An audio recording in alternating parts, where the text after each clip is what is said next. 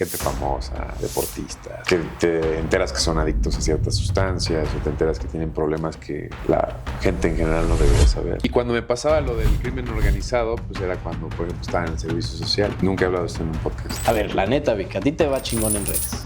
Vamos a hablar de dinero. Eso dice, por ejemplo, dicen que los médicos tienen algo de psicópatas. ¿Cuál es el médico que más gana? El ámbito público es un ámbito en el que no puedes escalar del que gana mejor 30,000 hasta el que gana 5 millones de pesos al mes. Es un mundo, ¿no? Primer emprendimiento dentro de la medicina fue una empresa llamada Inmetex. Vendimos cerca de 1 millón de cubrebocas. Todo gran historia tiene su fin. O sea, con el que no me pueda comunicar, nunca me voy a asociar. Tu papá se infectó de COVID. Sí, y finalmente falleció. Comprende. Un podcast de la comunicación y el emprendimiento. Para comunicar se necesita aprender, para aprender se necesita emprender y para emprender se necesita comunicar. El día de hoy tenemos el episodio 48. ¿Qué tal? Muy buenas tardes, muy buenas noches, muy buenos días. A la hora que estén produciendo este contenido digital, el día de hoy estoy muy contento porque es un episodio que quería hacer ya desde 47 pasados. Mi nombre es Eric Núñez, soy comunicólogo y emprendedor y el día de hoy tengo un gran amigo, un gran doctor, un gran youtuber y un gran empresario también, que hoy sacaremos muchos de sus negocios, mi estimado Dr. Vic. Eric, yo quería hacer el episodio 50. Me tocó el 40, ¿qué? 48 es buen número. Buen número. 4 ¿no? Es formalidad, 8 es abundancia. Pero gracias por invitarme. No, un gusto. Gracias por invitarme. Estoy muy emocionado porque es el primer podcast de este estilo en 2024 que me invitan. Entonces, vamos a ver qué tal. Oh, sí, y creo que no has hablado mucho de negocios. Siempre he visto que pues, hablas de medicina. Pero bueno, la medicina pues, se mueve en buenos flujos económicos, ¿no? Que también vamos a contar de eso. Pero bueno, tú eres doctor. ¿Qué se necesita para ser doctor y por qué estudian tantos años? Porque algo que yo siempre veo es que el doctor estudia muchísimo. ¿Por qué los doctores estudian tantos años? Mira, la verdad es que la respuesta más real es que el sistema está hecho así. Es evidente que llevamos mucho tiempo con la carrera de medicina y que es sabido del dominio público que de 6, 7 años para medicina general y 4 años una especialidad, ¿no? La que quieras, ¿no? Quirúrgica, clínica. Estudiamos todo ese tiempo porque básicamente estamos en los peores momentos de la vida de los seres humanos. Cuando nacen, cuando llegan a este mundo y cuando se van de este mundo. Entonces, lo que queremos evitar es que haya algún error en ese inter, ¿no? En los peores momentos de la gente. Y la salud, como tú sabes, y como nuestra audiencia lo sabe, la salud es lo más importante que tenemos, ya que sin ella no podemos ni siquiera hablar de negocios. Entonces, yo creo que por eso tenemos que estudiar muchísimo tiempo para estar preparados. Yo pienso que ya en un futuro tenemos que cambiar los planes de estudios y hacerlos un poco más cortos, porque es demasiado tiempo. ¿Estás de acuerdo que un profesionista que empieza su vida laboral hasta los 30 años ya es tarde? A diferencia de, por ejemplo, la gente que empieza a 23, 24 años, o sea, te llevan un tiempo, ¿no? Y la vida es muy preciada. Hay que explicarlo un poquito más. Entonces, el doctor empieza la licenciatura y ¿cuántos años es?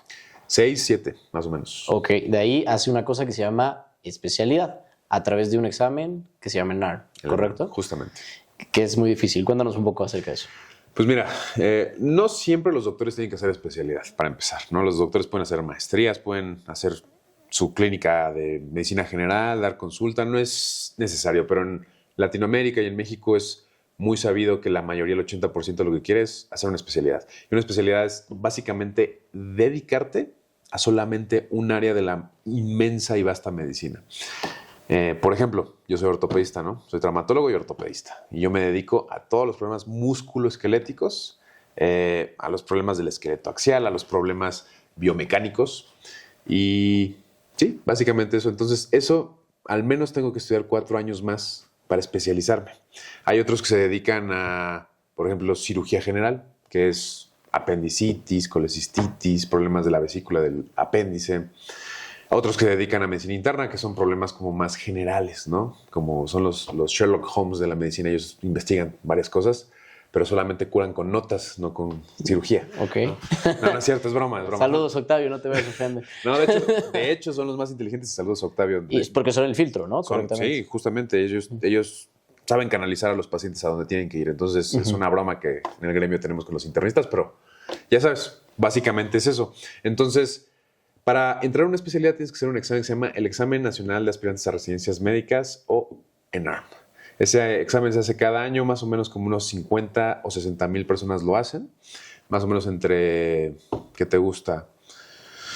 18%, 17% solamente entra de esos 60 mil. Antes entraba menos todavía, 10%. Hoy ya se abrieron más plazas, pero depende qué especialidad quieras, ¿no? Por ejemplo, oftalmo no es lo mismo que hacer medicina familiar. Ahí, Son menos años. Y ahí se le llaman los Rs, ¿no? Que es R1, R2, R3, R4. Por ejemplo, la tuya es de R4. Y hay otras que es familiar, que es R2, creo que lo mucho, ¿no? más que, o sea, no es tanto, la diferencia no es tanto en los años, sino más bien en la dificultad para entrar a la especialidad. Por ejemplo, gineco. Estábamos hablando de gineco hace rato. Gineco son 4 años, pero una gran porcentaje de la población de médicos quiere hacer gineco. Es una especialidad peleada. Ortopedia lo quieren hacer porque ganan mucho dinero, porque... Que ahí iremos ahorita. o que operan mucho. Entonces, Cirugía general te puedes derivar a cirugía plástica, todos quieren ser cirujanos plásticos. Entonces, la demanda te da la calificación. Si tú tienes más demanda de una especialidad y menos plazas, te van a pedir más calificación. Por ejemplo, oftalmología la quieren hacer muchísima gente, pero hay muy pocas plazas en el país. Entonces, por eso te piden promedios muy altos. Ortopedia también te pide promedios muy altos porque no son tantas plazas que hay en el país. Entonces, dependerá, por ejemplo, medicina familiar, hay un chingo de plazas. En el IMSS, abundan plazas. Entonces, la calificación mínima que tienes que sacar para medicina familiar es, no recuerdo si era 3 o 2, no me acuerdo, hace 2 en ARMS, me quedé ahí, pero es baja, ¿no? Es baja porque no te piden tantos requisitos. Entonces, depende de la demanda, es más que nada la demanda y las plazas. Es interesante lo de medicina familiar, nomás voy a hacer un paréntesis ahí, que es el tema de el doctor ¿cómo se llama el más famoso? Doctor Mike, que es médico familiar, Mike, por ejemplo. sí, justamente. Y bueno, pues también es muy diferente cómo es pagado allá y en México, ¿no? Pero quiero aterrizar al tema de que son 4 años promedio de especialidad y luego viene la alta especialidad. O sea, estamos hablando de 2, 4 años más incluso y serían 12, 14 años. Por eso estudia tanto el médico, ¿no? Más o menos, sí. Ahora, si tú quieres hacer una alta especialidad, que ya es algo que dentro de tu especialidad es todavía más específico, te pongo un ejemplo. En ortopedia hay una alta especialidad en cirugía articular, en el que puedes poner prótesis, hacer artroscopías. Hay otra especialidad, alta especialidad en cirugía de columna, ¿no? Donde, aparte de saber todo lo de ortopedia, te vas a especializar nada más en problemas de columna. Entonces, esas duran 2 años extra, ¿no? Entonces serían 6 más 4, 10, 12 años más o menos, ¿no? Y por eso, pues, entran con pelo y salen sin él, la mayoría, sí, ¿no? Espero todavía tener, Todavía tener. No, tú sí, vas bien, vas bien, te podría decir. Pero algo que también, para que la gente comprenda, ¿no? Que por qué también la persona se toma tantos años, es el tema de lo que pagan, ¿no? Y justo lo hablamos del médico familiar. El médico familiar en México no gana lo mismo que el médico traumatólogo en México o incluso un cardiólogo, ¿no? ¿Cuál es el médico que más gana? Mira, según la encuesta de Medscape 2024, que es una como encuesta que hacen alrededor del mundo en Estados Unidos, México, en todas partes, siempre están los primeros 3 lugares, no cambian mucho, ¿no? Siempre es ortopedia, cirugía ortopédica, entre el primero y el segundo, cirugía plástica, y dependiendo del país, por ejemplo, dermatología aquí en México les va muy bien, o por ejemplo en Alemania, a los imagenólogos que hacen medicina de imagen, o sea, que ven radiografías, interpretan estudios de resonancia magnética, les pagan muy bien. Entonces, pero los comunes denominadores siempre son ortopedia, cirugía plástica, cardiología intervencionista también y dermatología, ¿no? Siempre son como los tops. Hay años donde otorrino a lo mejor sube un poco, o a lo mejor gineco sube un poco, pero siempre son las mismas las primeras: ortopedia, cirugía plástica, dermatología, cardiología intervencionista. ¿Al año cuánto gana un ortopedista? Un ortopedista. Depende si estamos hablando de México o Estados Unidos. Quiero saber de México. De México. México. Promedio, México. Está difícil porque no han sacado todavía el promedio de México porque es súper variable. Sí. Súper variable. No es lo mismo lo que te cobran los honorarios un güey en un pueblito que en aquel Imagínate un ortopedista, y esto no es por demeritar a los ortopedistas que trabajan en instituciones públicas, pero pues a lo mejor nada más trabajan en instituciones públicas, podrán estar ganando al mes, si trabajan en 2, 60,000. Ok. Pero imagínate ahora un ortopedista cirujano de columna que opera 5 columnas a la semana, 4 columnas a la semana. Estamos hablando un promedio de 3 millones de pesos a la semana, 2 millones y medio de pesos a la semana. Haríamos un conjunto entre 8 o 10 millones de pesos, así los que operan más columna, ¿no? Que es una locura, ¿no? Obviamente no todos los ortopedistas que operan columna hacen eso al mes, ¿no? Pero es tan variable como eso. O sea, en México los matices entre el que gana a lo mejor 30,000 hasta el que gana 5 millones de pesos al mes, es un mundo, ¿no? ¿Estás de acuerdo? No lo podemos estandarizar. Entonces, si te pudiera dar yo, esto es mío, no es de ninguna estadística, ningún estudio, ¿cuál es la media en México del ortopedista? Hablando al mes o al año. ¿Quieres al año? Al mes, más o menos. Al mes, más o menos, tendría que hacer al menos un ortopedista que está operando regularmente, que no es tan famoso, pero fácilmente 200,000 pesos. 200,000 pesos. 200,000 pesos, 150, 200,000 pesos. Dependiendo de qué tan saturado y qué tantos apadrinazgos tengan en el hospital. Exacto, dependiendo de eso. Entonces, Sí, no ganan mal en diferencia de la población mexicana, ¿no? Claro. No, y de ahí entiendo por qué muchos también se enfocan y se valían con el dinero, de ortopedistas que conozco. Pero aquí quisiera también entender. Yo no. No, y gracias a Dios, no. Y por eso este es el podcast donde ya vamos a sacar los negocios que realmente están detrás de Dr. Vic, ¿no? Aquí quisiera entender un poco, y creo que valdría la pena que también la audiencia lo entienda, ¿qué es el camino, digamos, del médico que entra a la pública y cuál es el camino de la privada? Porque creo que, bueno, he tenido incluso hasta una pareja, ¿no? que Claro. es médico, que dice, pues, es que yo no quiero estar en el ámbito público, ¿no? Porque el médico general gana muy mal, o el especialista dentro del IMSS gana muy mal. Pero pues puede ser que no realmente. Cuéntame un poco acerca de eso, o sea, ¿qué diferencias hay? Hay demasiadas diferencias. El ámbito público es un ámbito en el que no puedes escalar en superación, ya sea profesional, ni en superación económica, y no tienes muchas ventajas sobre una libertad financiera. ¿A qué me refiero?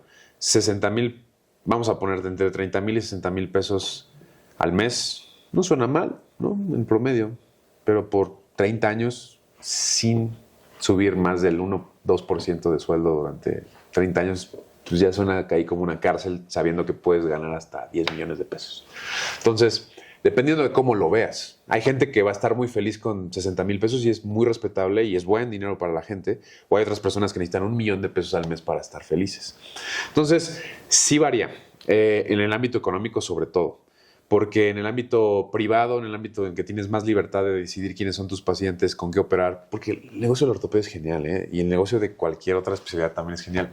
Cuando tú operas, tú puedes ganar desde lo que cobras por la cirugía, puedes ganar por los honorarios médicos que te tiene que dar la aseguradora, puedes ganar por los implantes que vas a poner, como tornillos, placas, prótesis, puedes ganar con acuerdos comerciales con casas comerciales, puedes ganar con muchísimas cosas, ¿no? Entonces, mucha gente no lo dice porque no se debe decir, pero es la realidad, ¿no? Tanto todos los que operan, esa es la realidad. Hay unos que ganan más incluso por los implantes que por la misma cirugía. O sea, digamos, valen más los fierros que te ponen en la columna que la cirugía que haces, ¿no? Entonces, ellos hacen un acuerdo con la casa comercial y dicen, a ver, yo quiero que me des, yo sé que tú vas a ganar 1,000,000 de pesos por esta cirugía vendiendo nada más tornillos.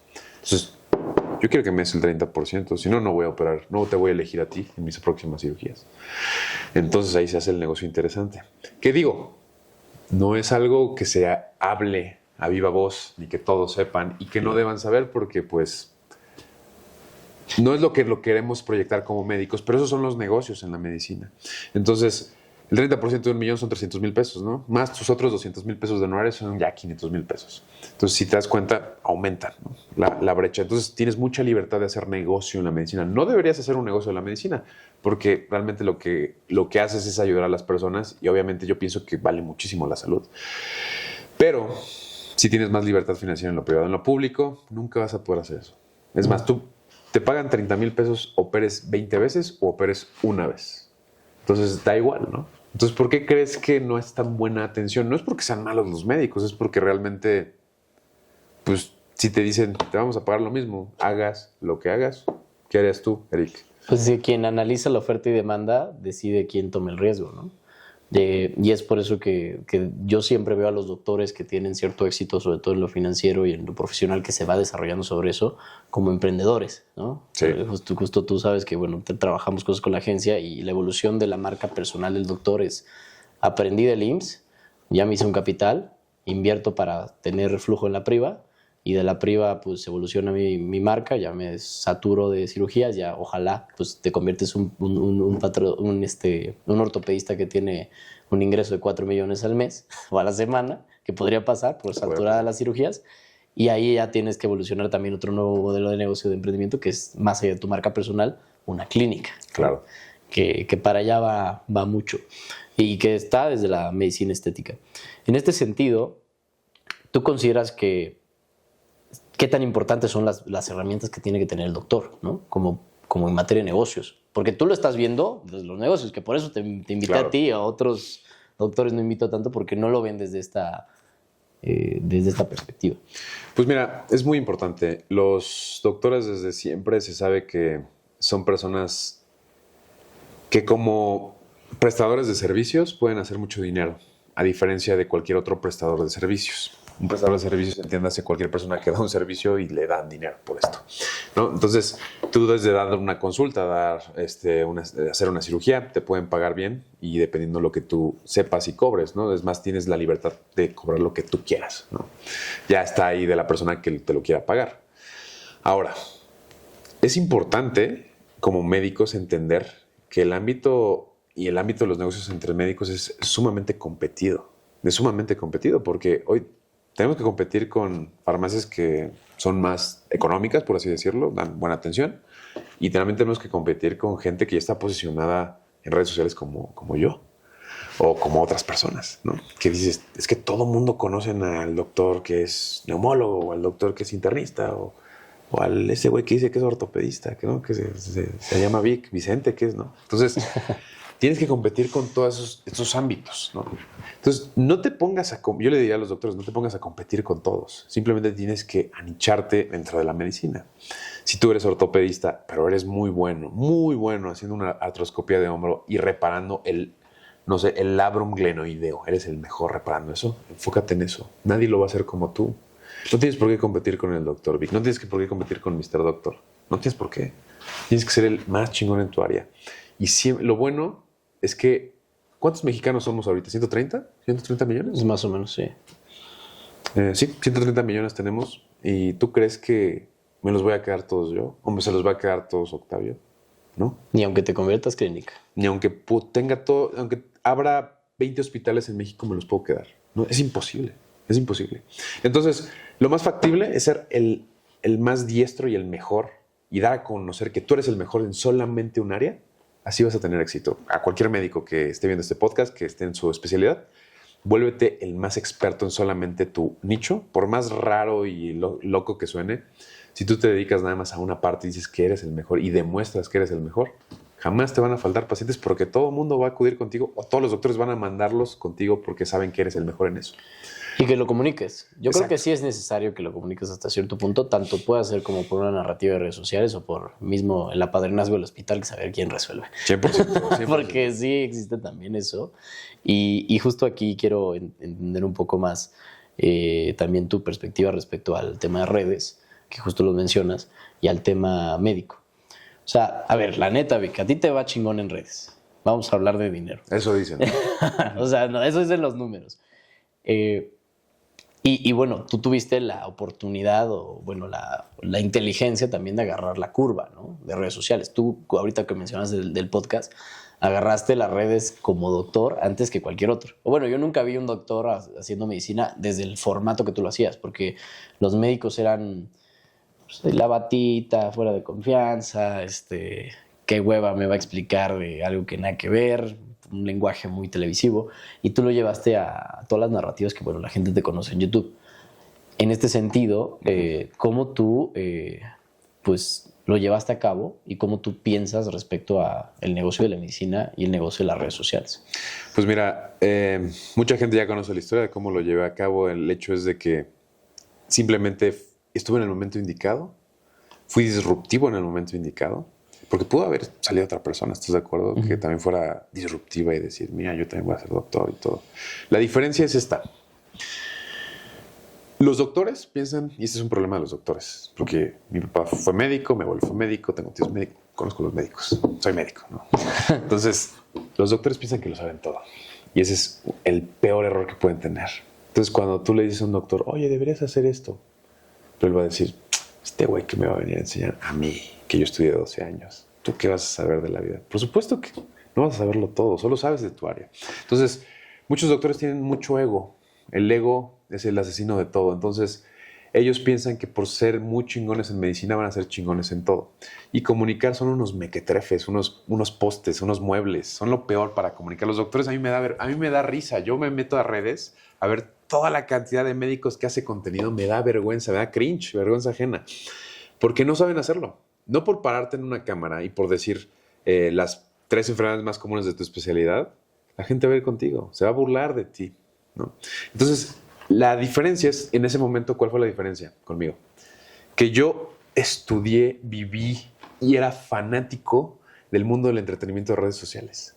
Y lo único que hice fue aprender de lo que ya existía y convertirlo en mi área. Es como tú te dedicas a los bienes raíces, te dedicas al emprendimiento, muchas cosas. ¿Cómo lo explotaste? Usando las fórmulas que tal vez de cierta manera ya existían. Pero simplemente la gente no se da cuenta de eso. Entonces tienes que estudiar muy bien lo que ya existe y lo que ya tiene éxito para meter lo que a ti te gusta y lo que tú eres y que tenga éxito. Entonces, muchos doctores lo que tienen que hacer, hoy en día ya está más competido, muchos doctores lo que tienen que hacer es entender que las redes sociales ya no nada más es para compartir memes, solo es un medio de comunicación normal. Y todos somos, de cierta manera, lo que antes, hace unos años decían influencers. Todos somos influencers. Tenemos que hacerlo para comunicarnos con las personas que queremos. Ya, no es algo que tengas que hacer por dinero, tienes que hacerlo ya por necesidad personal. En la pirámide de Maslow ya están las redes sociales así en un punto importante porque es la forma de comunicarse. Entonces, hoy en día, si tú no entiendes eso como profesionista, estás en la era de las cavernas, ya das pena, o sea, ni siquiera tienes que ponerte a pelear conmigo. Y es un hecho que no se puede cambiar. Yo lo decía desde hace unos años. La forma de comunicar es la forma de que comuniques tu mensaje en redes sociales, es la forma como tus pacientes te van a ver siempre. Y hoy en día ya es obligatorio, no solamente por la medicina, sino por cómo comunicarlo con las personas que están cercanas a nosotros. Entonces yo pienso que sí es lo más importante. ¿Cómo ves el ego de los doctores? ¿No? Ahorita dices el ego de los doctores y hablas de las redes sociales. Te voy a dar un dato interesante. ¿Cuál crees que es el profesional que más bots compra? La verdad es que no lo sé, pero me atrevo a adivinarlo. Puede ser entre el odontólogo y el médico, no lo sé. El doctor. El doctor. El doctor es el profesional de la salud que más bots compra. Digo, el profesional en general que más bots compra. No ves arquitectos comprando bots. No ves incluso te podría decir que la cifra es al mismo nivel de una modelo que está 2, 3 bonita y compran esa cantidad de bots. ¿Por qué crees que haya tanto ego en los doctores ahorita que está este tema de las redes sociales? Porque incluso se han acercado conmigo, te diré, y te dicen, no, pues no me interesa el contenido. Me interesa que me generes esta expectativa que tienen sobre mí comprando bots. ¿Por qué compran tantos bots los doctores? Por inseguridad, evidentemente. Los seguidores hoy en día es una métrica que antes era importante, hace 2 años era importante, hoy en día ya no es tan importante. Lamentablemente cambiaron las redes sociales. Les quiero decir a los médicos, los que compran bots, tienes ahí 120,000 seguidores y te dan 2 likes. Entonces, yo les quiero decir algo. Mira, los seguidores son un número que reflejas como tu carta de presentación y confianza. Eso es lo que ellos piensan. Ya no es así. La gente no es tonta. Es más, un niño de 15 años, un niño de 14 años puede darse cuenta que tu cuenta es falsa, que tu cuenta siguen 20,000 personas árabes, ¿no? Uh-huh. Eso lo hacen por inseguridad, porque en la medicina, mientras más logros tengas, mientras más reconocimiento tengas, mientras más aplausos te den, vales. Mientras más etapas sigas, mientras más subespecialidades tengas, vales. Y la realidad es que lo traspolan a su vida personal y a su vida laboral también. Entonces ellos dicen, no, pues es que yo tengo la clínica o tengo el consultorio que más gente va conmigo para hacer, ¿qué te gusta? Procedimientos dermatológicos. No, la verdad es que lo hacen nada más por inseguridad. Por eso lo hacen los doctores. Y les quiero decir que ya no importa. Es más, si ustedes se quieren fijar en si les interesa tanto los números, hay otras métricas que se tienen que fijar hoy, 2024 y 2025. Ya no los seguidores. Lo que tienen que hacer es el tiempo de reproducción de cualquiera de tus contenidos. Si tu tiempo de reproducción es arriba del 66%, vas a tener éxito. Exacto. Y no importa si te ven 10. Si te ven 10, pero vieron más del 66% de tus videos, si estuvieron 66% del tiempo scrolleando y viendo tu contenido, eso es lo que importa hoy, porque esa es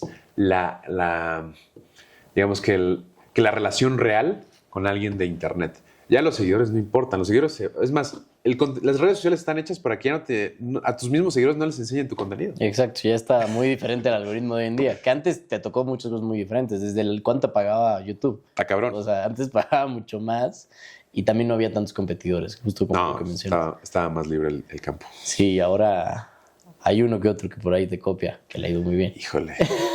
No voy a decir Uno nombres. en 20. Bueno, Pero está padre porque está cool que... hablando te de historias inspire. entrelazadas, te fuiste a Alemania y también tuviste la experiencia muchas veces de visitar otros países y ver que la medicina era diferente. ¿Qué es lo que más te ha sacado de onda del contraste entre la medicina en México y la medicina en Estados Unidos? Porque aquí los mexicanos romantizan muchísimo el primer mundo, pero en este caso en específico, a veces es... Mira, la medicina tiene una crisis a nivel mundial, no solamente en México. En México tenemos muchos problemas, pero en el mundo también. Tanto en Estados Unidos como en Alemania tienen problemas a su manera. Obviamente no es el mismo problema el que tenemos aquí que el que tienen allá. Sin embargo, te voy a decir algo. Lo único que sí están mejor que nosotros es en la remuneración de sus profesionales de salud. Siempre van a estar mejor. El médico gringo o estadounidense va a ganar 10 veces más que el mexicano. Y el alemán va a ganar alrededor de lo mismo, 10, 11 veces más que el mexicano. Entiendo que el nivel de vida es más caro allá, pero aún así no es equiparable. O sea, si yo opero 10 columnas en México en un mes, sí, puedo hacer cerca 2, 3 millones. Si yo opero las mismas columnas en Estados Unidos, ya me puedo comprar 5 Ferraris. Así es, Entonces, billones sí, de dólares. encuentras la diferencia, ¿no? de remuneración. Obviamente esa diferencia. Ahora, México tiene cosas buenas también. México tiene muy buenos profesionales de la salud, tiene gente que diagnostica muy bien, la salud es más accesible para la gente. Eso sí, en Estados Unidos si te pasa algo, hay gente que vende su casa, se quedan sin nada. Sí, cambia tu vida totalmente, Entonces, ¿para qué financieramente. te es una idea? O sea, $500 una consulta. $500 una consulta de 15 minutos. ¿Cuántos son $500 en México? Ahorita son ¿qué te gusta? ¿Cuánto está el dólar? ¿A 18? Sí, a 18, 20 más o menos. O sea, ¿cuándo tú pagarías por una consulta de 15 minutos? ¿Cuándo tú 15 respóndeme? minutos. Claro, no, nunca. O sea, la verdad. No, gracias a Dios. O sea, igual tienen sus seguros y todo, pero justo lo que mencionas, tienen $500 de consulta por un antifludes, ¿no? Una pastilla que, bueno, pues, o sea, puede ser que ya con algunas incluso no necesites como receta. El antifludes creo que sí, ¿no? Porque es Sí. antibiótico, pero Antiviral. hay algunos que no necesitan receta. Ahora imagínate, en México con solamente $4 puedes tener el mismo diagnóstico. Sí, en farmacias similares. Por decir algo. Pero es un profesional de la salud que le picó ya sabes que vámonos en el internado. Vamos, O sea, vámonos a otro, por ejemplo, vámonos a medicina privada. ¿Qué te gusta? 500 pesos, ¿no? ¿Cuántos en dólares? ¿$20? Por $20 tienes el mismo diagnóstico. Entonces, es muy accesible. México es súper accesible y la gente se puede operar, pueden hacerse cirugías increíbles en el Seguro Social. O sea, la verdad, tiene cosas buenas y cosas malas. Entonces, sí, obviamente me gustaría que remuneraran igual a los médicos aquí en México, pero no me gustaría que les cobraran lo mismo a los pacientes aquí en México. Sería imposible de pagar. Hay gente que se está muriendo en Estados Unidos, se mueren por no atenderse. Y hasta hacen colectas, gente que fue famosa, o así de que, oye, voy a un GoFundMe, ¿no? De que para pagar mi cirugía de cadera, porque es carísimo allá. Entonces, tiene buenas cosas, malas cosas. Nos tocó aquí en México, hay que ver, ¿no? ¿Tú te diste cuenta que realmente había flujos dentro de la medicina en materia económica? O sea, sí fue que, pues obviamente dices, bueno, hasta, no creo que realmente tú le tienes una pasión a esto de ser ortopedista y todo, no creo que solamente hayas dicho de que, pues esta es la que deja más dinero, pero sé que fue como para ti una cosa que comprendiste muy, muy desde temprano, incluso el tema de redes sociales. Y cuando vinculas la comercialización con un producto caro, pues nacen muchos emprendimientos e ideas. ¿Cuál fue tu primer emprendimiento dentro de la medicina y ahora sí que lo puedes contar? Mira, mi primer emprendimiento dentro de la medicina, podría decir que fue mi canal de YouTube, podría decir que fue una empresa llamada Inmetex, podría decir... Esa la quiero, que eso justamente quiero hablar, porque no fue una empresa chiquita, No. o sea, no fue como de que voy a vender gorritos quirúrgicos, ¿no? O sea, no agarraste y dijiste los cubrebocas, que también me tocaron. Creo que Imitex te vendía cubrebocas, ¿no? Me tocaron cubrebocas de luces LED, esos sí eran... Éramos la número 1 en internet. Mira, a ver, te cuentas. explico. A partir de la pandemia, 2020, pues todos los negocios cerraron, todo cerró. Muchas cosas cambiaron, ¿no? En el mundo, tú lo sabes perfectamente. Yo tenía unos amigos que tenían un negocio y me preguntan, Vic, ¿este pedo cuándo va a acabar? Yo le dije, no tengo idea. Es más, las proyecciones dicen que en 2, 3 años vamos a regresar a la normalidad. Y fue así, ¿no? Como en unos 2 años, ¿no? Regresamos como a la normalidad. Y ellos, pues, tenían que tener contacto físico con la gente, tenían que hacer negocios, tenían que ir a trabajar y cerraron todo. Entonces tenían 6 empresas y sus 6 empresas facturaron una buena cantidad de dinero. Sin embargo, tuvieron que cerrar de una semana a la otra. Entonces me preguntaron, porque no entendían lo de la pandemia, y decían, ¿qué tenemos que hacer? Entonces yo dije, mira, la salud ahorita está en crisis, ¿no? Los hospitales no tienen ni cómo atender a los pacientes. Lo que más se necesita, lo que más necesitamos hoy en día son insumos médicos y personal médico. Esa es la demanda hoy, 2020, imagínate, 2020 es la demanda. O sea, a los médicos les están pagando en el centro, acá abajo de Banamex, por el COVID les están pagando el triple de lo que les pagaban antes, porque no hay médicos. Entonces, enfoca tu negocio en algo de salud. Y se quedaron pensando, y a la semana dijeron, hay que vender cosas médicas. Pero ¿cómo lo hacemos, Vic? Nosotros no vendemos eso. ¿Qué tendríamos que vender? Sal a la calle, ¿qué hay? Cubrebocas. Y dices, bueno, cubrebocas, ¿cuánto valía? Nada, ¿no? O sea, sí. ¿qué será? Me acuerdo antes de que fuera. Antes de pandemia, o sea, luego te vendían un KN95 en 200 pesos ahí en... Pero espérate, ahora empezó a escasear los cubrebocas, empezaron a llegar marcas chinas, empezaron a llegar cosas que decían, pues no son las medidas de seguridad. Entonces, por lo tanto, y toda la gente necesita cubrebocas para tal cosa, para KN95, cubrebocas si quieres, cualquier cosa, ¿no? De colores, para niños, todo. Entonces tú dices, pero es que ya no hay. Entonces la demanda empezó a subir. Entonces, ¿qué haces? Si tú los vendes, pues te lo van a comprar. Entonces empezamos a hacer un plan de negocios en el que quisimos vender insumos médicos, cubrebocas, nebulizadores, también concentradores de oxígeno. Eso fue, para serte sincero, eso fue una locura, los concentradores de oxígeno. Sí. Ya no hay oxígeno. La gente se moría. Mi papá se murió por COVID, imagínate. Yo sabía perfectamente lo que necesitaba una persona con COVID. Entonces, contactamos a unos empresarios también chinos que querían introducir sus concentradores de oxígeno acá, pero tenían muchos problemas de regulación y nosotros conocíamos personas que pueden ayudarlos con eso. Y les decíamos, ¿por qué no vendes tu concentrador de oxígeno en nuestra empresa? Nuestra empresa era en internet, se llamaba Inmetex. Y empezamos en Shopify. Shopify Sí. es una empresa a los que no sepan, de internet, donde puedes comprar cualquier cosa por internet. En cuestión de, ¿qué fue? Más o menos 3 semanas. Y esto a mí se me hacía increíble en ese momento. En cuestión de 3 semanas nos convertimos en la empresa top 1, Shopify. Imagínate, es como entras a Mercado Libre y en 3 semanas es el número 1. ¿Es posible eso? No. Sí, tenía que haber un conjunto de factores, ¿no? Nos volvimos el número 1 en México. Ahora, ¿por qué nos volvimos el número 1 en México? La comunicación. La gente tenía que saber que existe. Entonces, ¿yo qué hice? Hice videos simplemente informativos, así. ¿Cuál es el cubrebocas más seguro? Y probamos los cubrebocas con una tecnología láser para ver cuáles eran los más seguros, el KN95, el de tela, todos. Y nada más, de eso se trataba el video. Y al final yo decía, y si quieres conseguir cubrebocas KN95, cubrebocas de mayor calidad, puedes ir a nuestra página que es Inmetex. Y la gente se metía y al principio no compraba, solo se metían. Llevábamos un tráfico inmenso. De hecho, esto fue en el peak de mi canal de Dr. Vic. 2019-2020 fue cuando más seguidores, más visitas tenía. Y justamente fue cuando empezó la pandemia. Y ahí vendimos concentradores de oxígeno, cubrebocas, todo tipo de cosas.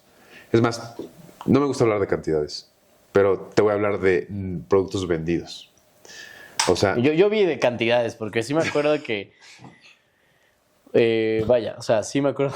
Una vez estábamos en ¿qué fue? Reforma 222. Y estabas checando así como si fuera YouTube Studio tu aplicación de Shopify. Y dije, cabrón, ¿en qué momento este güey está vendiendo esto al mes? Creo que era. Y digo, bueno, al final de cuentas ya uno evoluciona y no se le hace igual, no se te hace tanto dinero. Claro. Y la comercialización también, como comercializadora, sí, pues una cosa es el volumen de flujo y otra cosa es tu utilidad.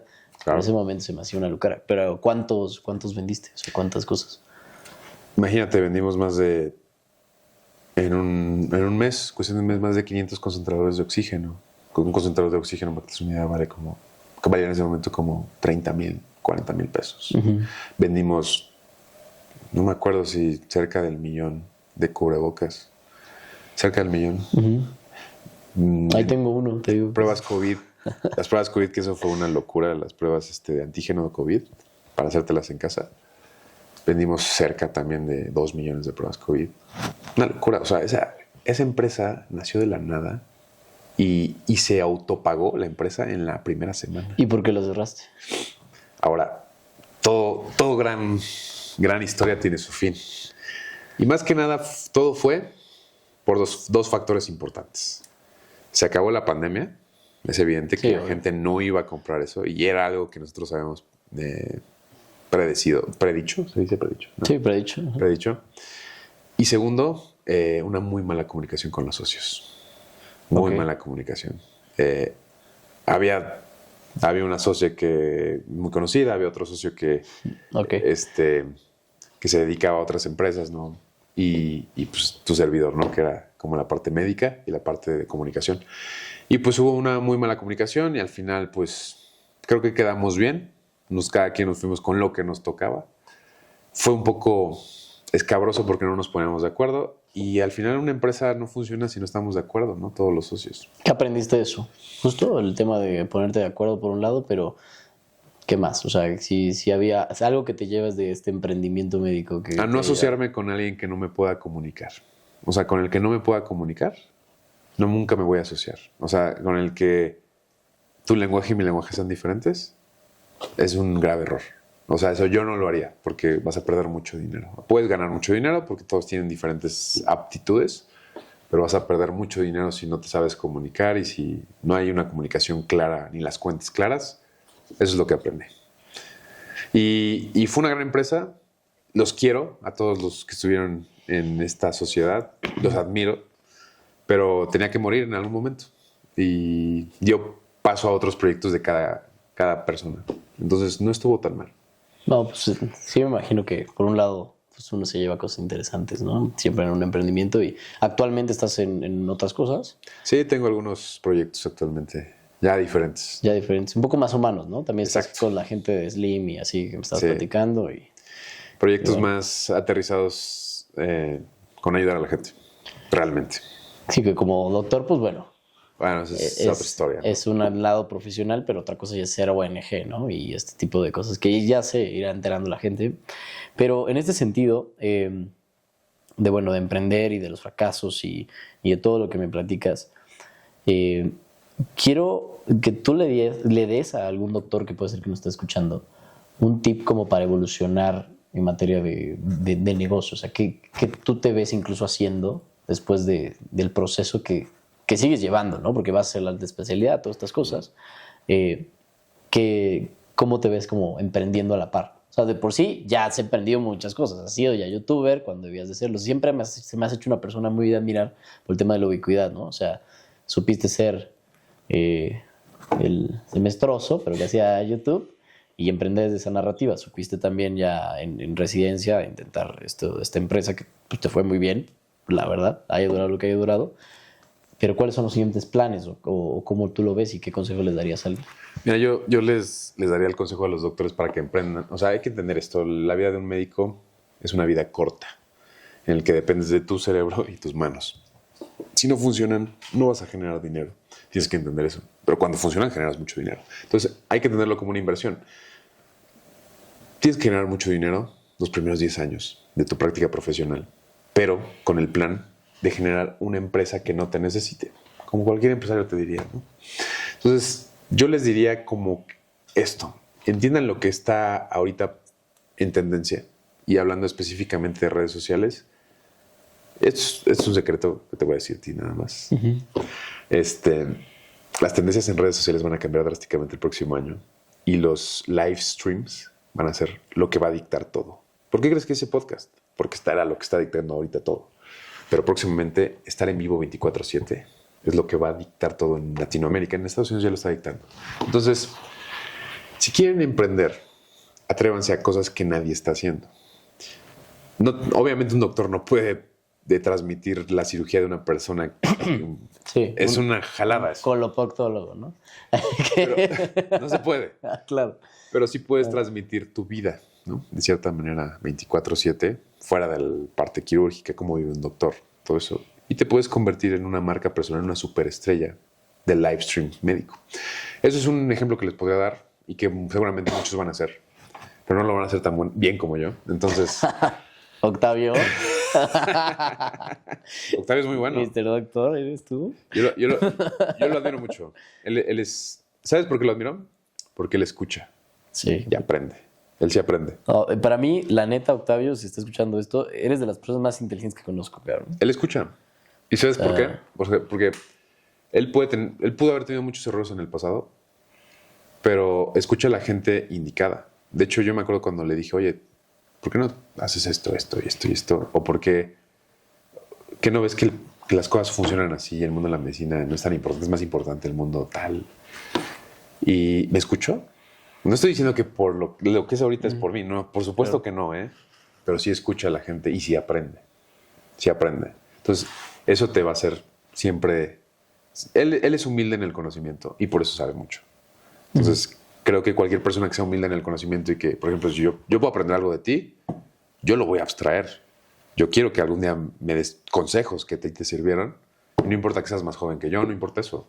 Tú has hecho cosas que yo nunca he hecho. Entonces, yo necesito saber de ti. Entonces, cuando conozco a alguien o estoy con alguien, siempre trato de aprender de ese alguien lo más valioso que me puede sacar. Y no es porque te quiera sacar provecho, pero es muy importante eso y a los médicos se los digo. Cuando conozcan gente que sea muy diferente y que haya escuchado cosas muy diferentes, aprendan y sepan escuchar. La gente no escucha hoy en día. ¿Tú cómo lidias con tu ego correctamente? O sea, porque sabes que me da mucha risa y lo platicábamos antes, el tema de que estuviste ahí en Cortinas con Luisito y que te hacen un... ¿Cómo le pusiste? Una succión de cuerpos cavernosos. Pues cuerpos como cavernosos. de 5 minutos y después te presentan todo muy chistoso. O sea, tú eres doctor, youtuber, todo esto. Y en la pandemia era la combinación de las dos cosas que todo el mundo quería hacer. El doctor por El Salvador y por todas las cosas estas. Y también el youtuber influencer, que era como la gran tendencia de 2020. ¿Cómo lidias tú con ese peso? ¿Cómo lidias con el ego entonces? Es algo innato de los médicos tener un ego alto, ¿no? Y te lo meten en la carrera de que, tenemos la carrera más difícil y somos los que más... La vida de la gente está en nuestras manos y todo eso. Yo siempre me acuerdo de algo muy simple, ¿no? En el mundo, las jerarquías médicas, la vida de los médicos es insignificante comparado con la gente que domina este planeta. Los empresarios. Los empresarios, las élites, ¿no? Por decir algunas cosas, no decir específicamente quién. Pero yo sé, cuando los conoces realmente y hablas con ellos, ves que es una jalada decir que tú tienes algo, que soy muy egocéntrico, que salvo vidas, ¿no? Hay gente que con solamente apretar un botón puede crear una guerra, ¿no? Claro. Hay gente que con simplemente decidir no asistir a un lugar puede crear un conflicto entre países. Entonces, ahí te das cuenta de lo insignificante que a lo mejor puedes llegar a ser ante eso. Y no es de que nos sintamos insignificantes, simplemente estar posicionados, poner los pies en la tierra y decir, nosotros somos personas como cualquier otra que tenemos una habilidad, nada más, que nos enseñaron y decidimos dedicar nuestra vida por los demás.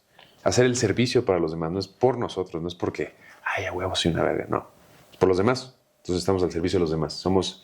Si eres católico, cristiano, somos instrumentos de Dios, ¿no? Entonces, eso me quita un poco el ego y eso recuerda que hay mucho más vida que nada más la medicina.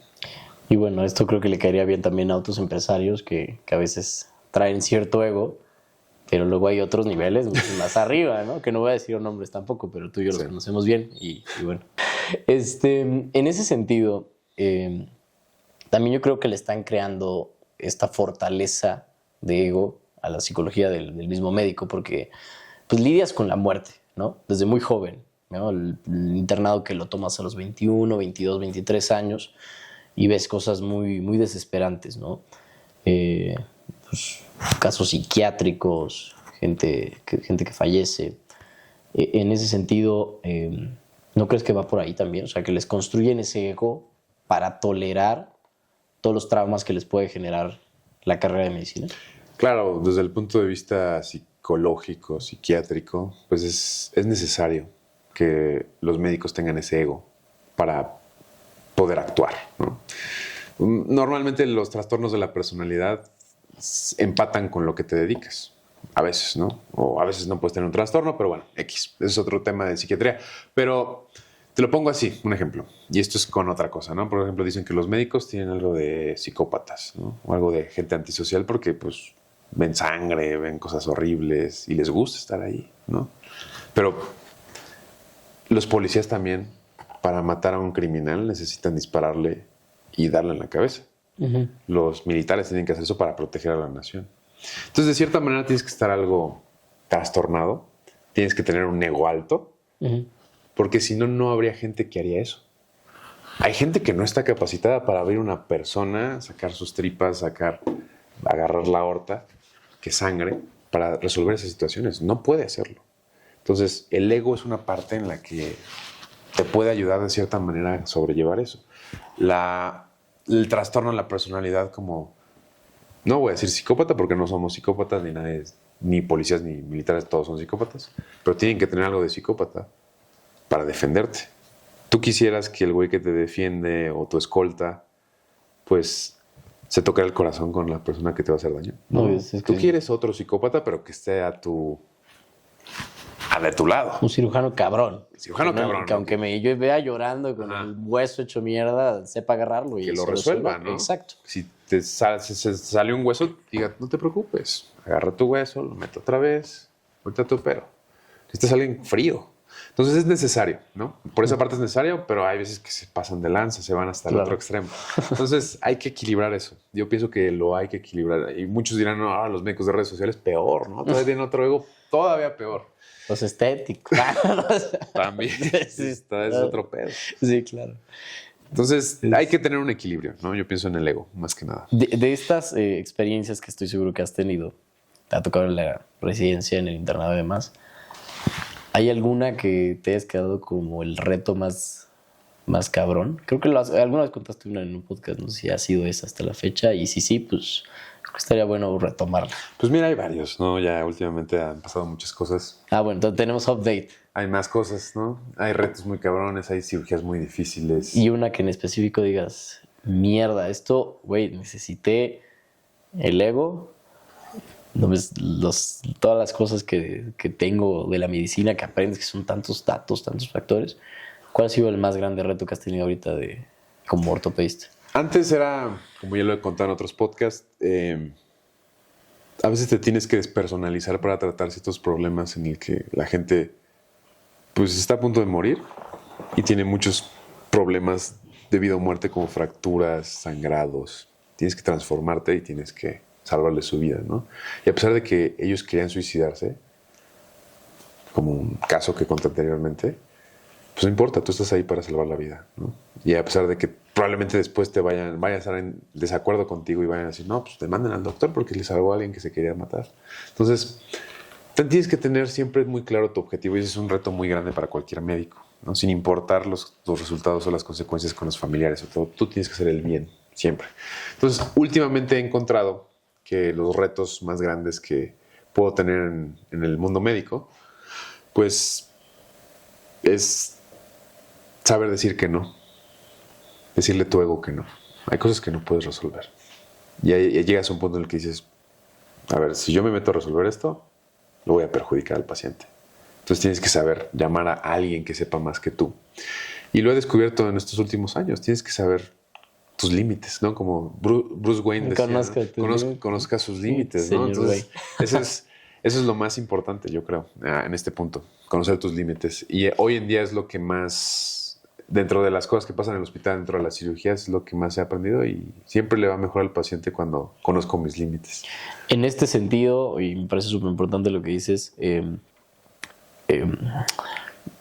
hay algo que es muy popular dentro de las cirugías, que puede ser esas cirugías de urgencia, de que no saber quién es tu paciente. ¿Has tenido alguna experiencia que ha llegado así? Porque me ha pasado con algunos cirujanos que hemos platicado así ya en sobremesa, que una vez llegó este cabrón que se veía que era bien pesado y me dijo, opera a mi vieja como tenga que ser, o opérame a mí como pueda resolver. Y si no, cuello. Vaya. Pues fíjate que últimamente no me ha pasado eso porque Últimamente, bueno, sí te ha pasado. porque estoy en un ambiente más controlado, más fifí, podría decirse, ¿no? Entonces no estamos tan expuestos a eso. Sí nos ha pasado gente famosa, deportistas. Operamos todo el tiempo eso. Que te enteras que son adictos a ciertas sustancias o te enteras que tienen problemas que la gente en general no debería saber. Entonces, sí, obviamente el médico tiene un secreto profesional. Y cuando me pasaba lo del crimen organizado, pues era cuando, por ejemplo, estaba en el servicio social, ¿no? Yo sí tuve contacto con gente de ahí. Pero fíjate que usualmente, si les resuelves un problema, si los ayudas, se acabó, ¿no? Y no tiene por qué haber más consecuencias. A menos de que estén locos, que es muy poco probable que te vayan a amenazar y te vayan a matar porque no los ayudes. Siempre que ayudas a alguien, aunque no salgan mejor las cosas, siempre va a estar agradecido. Entonces he aprendido eso, ¿no? Y sí he estado con gente pesada y sí he estado con gente que traen el crimen organizado. Claro, porque tú literal reparas cuerpos de alguna forma en choques y pueden ciertos factores, sí, pero lo que dices, ¿no? Ser de bien y hacer el bien. Y en este sentido me da gusto, justamente esto, y justo para cerrar, creo que también vendría bien platicar de la imagen de lo que creo que te ha hecho el bien que hoy en día eres, ¿no? Porque, a ver, eres un tipo, y te digo, un valor que siempre defiendo, y lo digo en mis conferencias y lo digo mucho, es la ubicuidad. Y creo que tú tienes ese valor muy claro y por eso me caes muy bien, aunque no nos vemos mucho, amigo. Amigo. Por cosas Tú de la también vida. me caes bien. Me parece que siempre has sido un tipo muy ubicado, ¿no? Y esto es también tal vez a raíz de tu padre. Sí. Tu padre fue médico, y digo fue porque falleció. ¿Cómo fue esa situación? Pues mira, yo creo que todo lo que hoy soy es un reflejo claro de mi papá. Nunca he hablado de esto en un podcast. El médico que soy es por él. Porque yo aprendí a cómo ser médico por él. Yo lo acompañaba a sus consultas, yo lo acompañaba al hospital. Y él fue una persona que me enseñó prácticamente cómo tratar a las personas, como personas. Entonces, gran parte de mi personalidad, gran parte de mi personaje viene de él. La gente que lo conoció sabe perfectamente que viene de él. Así como me ves, que luego me dicen, es que mueves mucho las cejas, Vico, hablas, haces pausas, viene de él. Entonces, no estoy diciendo que seamos exactamente iguales, yo tengo mi manera, pero gran influencia de lo que es el Dr. Vic, como lo conoce la gente en redes sociales, es por mi papá. Y él siempre fue un médico, fue el mejor médico que he conocido en mi vida. Realmente él me enseñó a cómo abordar una enfermedad, diagnosticarla, tratarla, todo.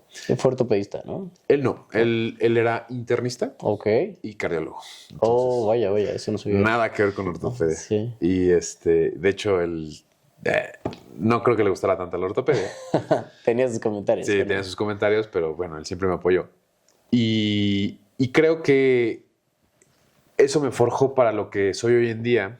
Y hoy, 4 años después de su partida, porque ya fue en el 2020, fue por el COVID, para los que no lo sepan, él se infectó de COVID justamente cuando empezó la pandemia en México. ¿Tu papá se infectó de COVID? Sí, los primeros 2 meses. ¿Te acuerdas de la pandemia cuando empezó? Y que nadie sabía qué pedo, nadie sabía ni cómo tratarla. Había 90% de mortalidad, acababan intubados los que se ponían graves.